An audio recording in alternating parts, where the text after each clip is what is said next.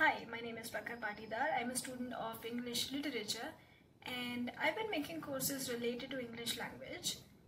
In this course, we're learning about different genres of poetry. We've already covered allegory, ballad and burlesque, and now in the lesson 4, we're going to talk about confessional poetry. I'm excited to take this lesson. Are you excited too? Let's start with the fourth lesson, which is about confessional poetry. Confessional poetry is a very personal form of poetry. It is a medium of expressing very intimate thoughts, feelings, and experiences. Let us start with understanding the definition of confessional poetry. It can be called as poetry that deals with the facts and intimate mental and physical experiences of the poet's own life. It is the poetry of the personal or I. From the last sentence of the definition, we can know how intimate the nature of this kind of poetry is. I mean, the name itself suggests it that the poets use it as kind of a medium to pour their hearts out. The origins of confessional poetry lie in 1950s in America, and a great deal of it has to do with Robert Lowell's work Life Studies. It was a book, and the nature of poetry that was in this book has been regarded as a pioneer of confessional poetry, so much so that in 1959, Emil Rosenthal first used the term confessional in a review of Robert Lowell's Life Studies entitled Poetry as Confession. So the name of the genre comes from the nature of the poems of Robert Lowell in his book Life Studies. What are the main characteristics of confessional poetry? First is the one that we have already established, that it is very intimate and personal in nature. It's like a window to the soul and the mind of the poet. Now, if the work is so personal, then it has to be drawn from the personal experiences of the poet. This is how it gets the intimate touch, which is one of the features of this kind of poetry. More often than not, these poems are about the mental struggles of the poets. These poems are about the difficulties they're facing in their personal lives, and they are usually written in an autobiographical manner, and they can be described as expression with careful use of prosody. Prosody is the patterns of rhythm and sound used in poetry. So this is a form of expression which is not just simply saying what a poet is feeling, which is not just simply expressing the inner thoughts and feelings, but it is actually weaving it into beautiful poems. That is why it has been called expression with careful use of prosody. It's an art in itself. I would say it's a talent. The people who are greatly to be credited for the development of this genre are Robert Lowell, Sylvia Plath, Anne Sexton, and John Berryman. These are a few of the very important names from American poetry who contributed a great deal to this genre.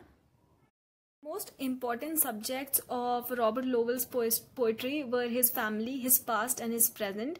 He's majorly known for his book Life Studies, and the most important part of this book is part 4.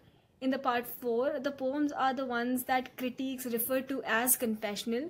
These confessional poems are the ones that document Lowell's struggle with mental illness and includes pieces like Skunk Hour and Home After 3 Months Away. However, the majority of the poems in this section revolve around Lowell's family, with particular emphasis on troubled marriage of his parents. You see how personal is the nature of these poems? Sylvia Plath is another American poetess, and she was a novelist and a short story writer. And throughout most of her adult life, she was clinically depressed. And she documented her sad experiences of depression in her poetry. Plath is credited with advancing the genre of confessional poetry and is best known for 2 of her published collections. And then another person is John Berryman. He was also an American poet, and he's one of the key figures in confessional school of poetry. He's best known for his work The Dream Songs. And the Dream Songs are the work which we are going to take as an example to understand confessional poetry better. One thing we know, it has been written by John Berryman. A compilation of 385 poems which revolve around a character named Henry, and this character Henry greatly resembles Berryman in real life. So it can be said that Henry is a poetic representation of Berryman. So whatever Henry is going through, whatever Henry is like, is actually what Berryman is like and what Berryman has gone through. Most of the subject matter draws inspiration from personal experiences of the poet, which is again, because it's a confessional form of poetry, then it has to be the case. This work, The Dream Songs, is considered to be one of the greatest books of American poetry, and the first volume of it, Berryman was awarded the Pulitzer Prize. Let us talk a bit about the form of the poem. Each poem has 3 stanzas, and each stanza has 6 lines, and all of them have been written in free verse, and the rhyming scheme is irregular. Berryman has taken a liberty with the rhyming scheme, and he majorly focuses on portraying what he felt, on expressing the kind of experiences he has had. On your screen, you can see the text of Dream Song 1, which is the first poem of the whole of the work.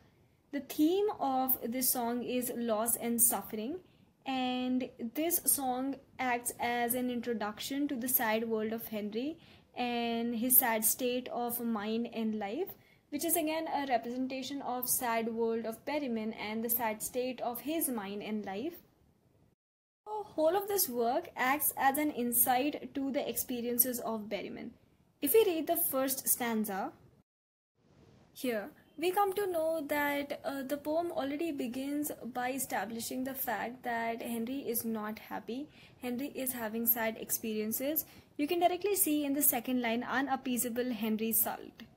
So if the poem begins with a character crying, we know where the poem is going. We know what the poem is going to talk about. And here in the second stanza, we see how Berryman tries to establish the theme of loss, because here he says that once Henry had everything, and it can be seen in the first 2 lines, all the world like a woolen lover once did seem on Henry's side. So Henry had everything, he was happy, but then came a departure.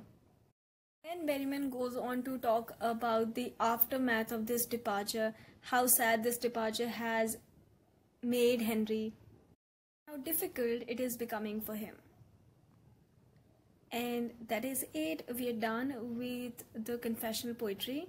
What are we going to do next? In the next lesson, we are going to talk about a very important genre of poetry, dramatic monologue. It is one of my favorite genres. And there you go, confession poetry done. I hope this helped. Thank you for taking this course. And I would suggest that you continue on with the course, because there are still some genres left which we need to talk about. Thank you.